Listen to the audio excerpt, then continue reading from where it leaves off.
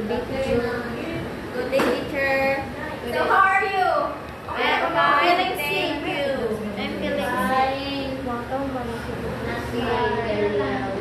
So before we will start our discussion for today, we will have first an icebreaker.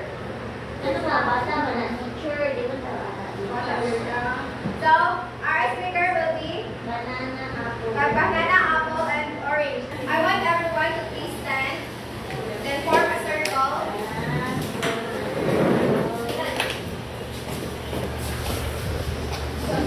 Form a circle if it is orange. Banana.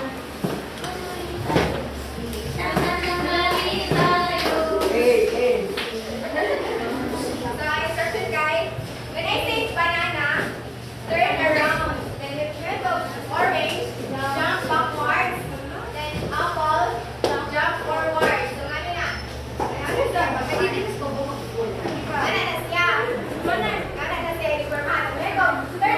Banana. Then dili ko na. Ang may consequences sa mamali ha. Pag di mo sa akong galing.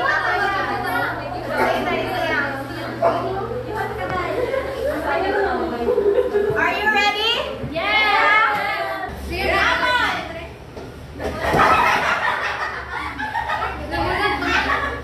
Ay, pag be honest ha, kung bumalik mo nga yes! Ganda na. Orange! Banana! Apple!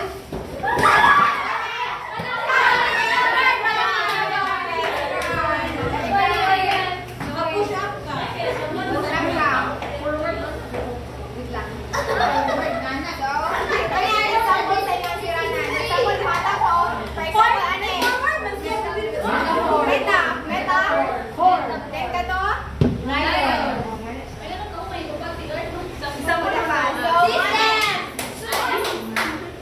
ako gagawin mo. Dili, si grandma yung yan. Okay? Microphone. Systematic ko yung student. No. Gagawa na.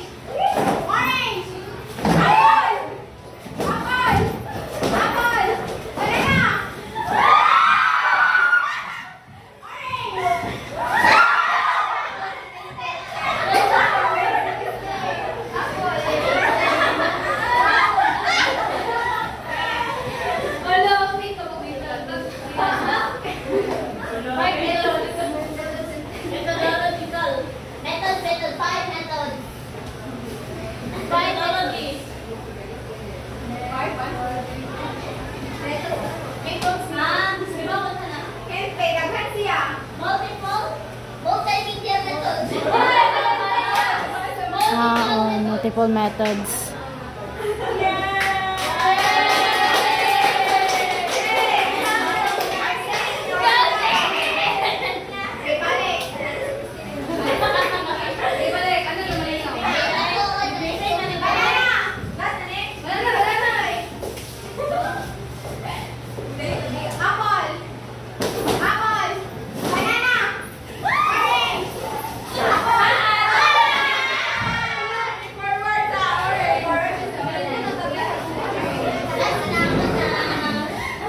Integrated.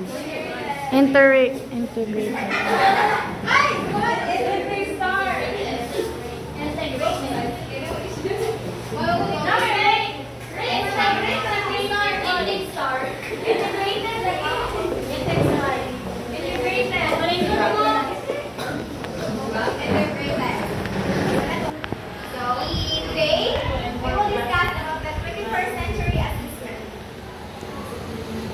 But we will just have the 2.1 characteristics of the 21st century assessment. So learning objectives. So everybody read. At the end of this lesson, you will be able to identify what are the characteristics of the 21st century assessments, use appropriate assessment tools and techniques, and relate learning outcomes and assessment. Introduction. 21st century marked by the development of information, computers, automation, and communication which penetrate human being in the world. It demands a lot of changes, development, and re-engineering existence in different fields for this generation to thrive. Teachers need to be equipped in order to prepare them to take their needs of the learners in the 21st century. Curricula also are updated to address the needs of the community in relation to the demands of the 21st century. So in today's generation, di ba kailangan nga isa ng auto-assessment na bagay sa students? Everybody reads. On the other hand, students' skills to learn must be developed. They need to develop critical and creative thinking, effective communication and collaboration, and a globally competitive attitude in study and in work. These skills must be assessed, not just simply to get numerical results, but more so to take the results of assessment as guide to take further action. Educators need to focus on what to teach, how to teach, and how to assess it. The assessment and teaching of 21st century skills project has a core belief that alignment of goals with learning assessment is essential to policy and practice. So, as what we have observed nowadays, na very competitive na di ba kayo ang karoon? Okay. So, we have 8 characteristics of the 21st century assessment. So, what are they? Everybody read. Responsive, flexible, integrated, informative, multiple methods, communicated, technically sound, systematic. So, first, we have responsive. So, everyone read. Visible performance-based work as a result of assessment generates data that inform curriculum and instruction. Processes corresponding to assessments are thoughtfully developed, incorporating best practices in feedback and formative assessment. So, when you say responsive, ano siya? Meaning, kung man mo lecture sa teacher, di ba kung man mo hakat siya o assessment like ay post-test, di ba naman para mahibawan if na na-learn ang mga students. So, I have an example here. Everyone read. In my life, Literature. in my literature learning class, I discuss about literature and some literary works. For me to know if the class understood the lesson, I will conduct a formative assessment. In a 1/4 sheet of paper, the students will answer the question, how does literature mirrors your life? And what literary works that mirrors your life? So, nakatay ba ang responsive? So, once siya mahatag o assessment ini after sa lesson. Second, flexible. So, Assessment needs to be adaptable to students' needs. Rather than the analytical approach that works in traditional assessment, 21st century approaches are more versatile. So, example, in my principles of teaching one class, I let my students to have a survey on their multiple intelligences. After that, I group my students according to their intelligences and let them have a creative presentation. So, when you say flexible assessment, like matag na nila o by group nga task like mag-role play ba na sila or like survey.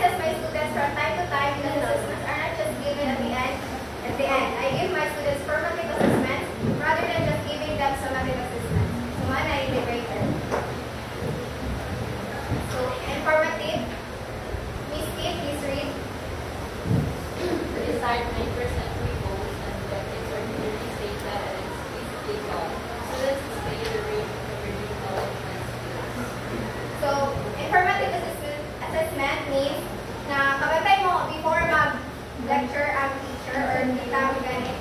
Kaya muhatag sila on learning objectives to set the goal para mahirongan sa students kung sa ilang ma-learn after that lesson. So example, before I start my class, I see to it that my students are aware of the goals and objectives. With that, my students will be guided to their achievements. So mga na So fifth, is chaos is made.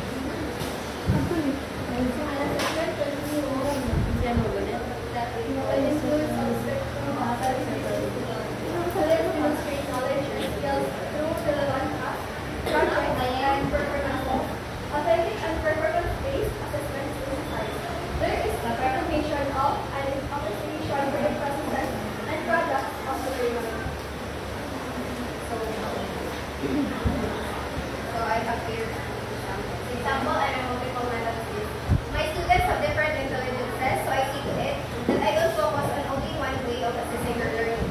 So multiple methods, same red hapon sa flexible na makatagyan po siya o kanang assessment nga ma-ito ka rin dito kaya makapokus man siya sa isa. So six, communicated. This aspect is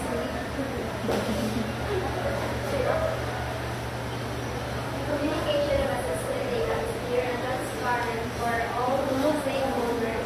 The results are routinely posted to a database along with standards-based commentary, both of which must be available and open at all levels.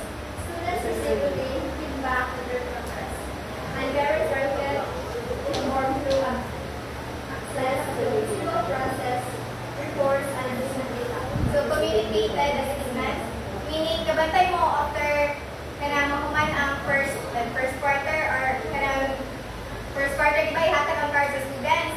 So dapat mo communicate ka sa ilang parents like yung nga na kanang dapat say problem sa schools or academics then kanang nadulong ba siya or sa siya nga dapat say. So example, I let my students keep track on their progress during turning their papers or evaluation sheet. I also see to it that I submit my students' grade on time for their parents to be aware of their child or children's achievements. So that is communication. So 7 is Valdesco history. Assessments and recommendations are made with assessment opportunities that students believe and experience. Students demonstrate what they know and how they can apply the knowledge in ways that are relevant and appropriate for them. So adjustment and accommodations are made in the assessment process. So example, I make sure that my assessments are valid, reliable, and supports comparisons since my students have different intelligences, beliefs, gender, and socio-economic groups. So when we say technically sound assessment, like dapat ang imuhang hatag nilang assessment kay dapat kanang masibo wala na nga subject. Like for example, science, niya nag-parallel ka about kanang Rizal. So dili this yung mahaong that's why na yung technical Rizal na. So the last, Miss Marastil is real. 21st century assessment is part of a comprehensive and well-aligned assessment system that is balanced and inclusive to all students, constituents, and stakeholders, and designed to support improvement at all levels. So systemic. So 21st century assessment is part of a comprehensive and well-aligned assessment system that is balanced and inclusive for all students, constituents, and stakeholders, and designed to support improvement at all levels. So when we say systemic, for example, nowadays, dapat bitaw mabilong yun na to ang ihatag ng assessment. For example, masigo nga bitaw pag bitaw ka. Example, changes are inevitable, so I make sure that I am able to identify the needs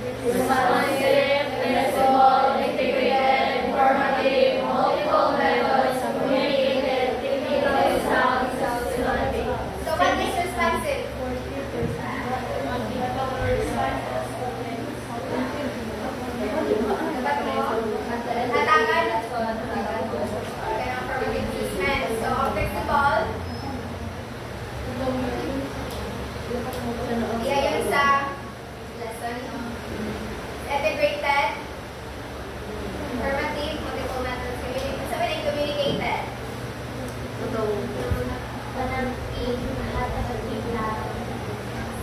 And systemic.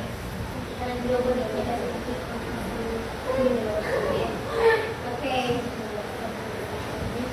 So we will have a check up please.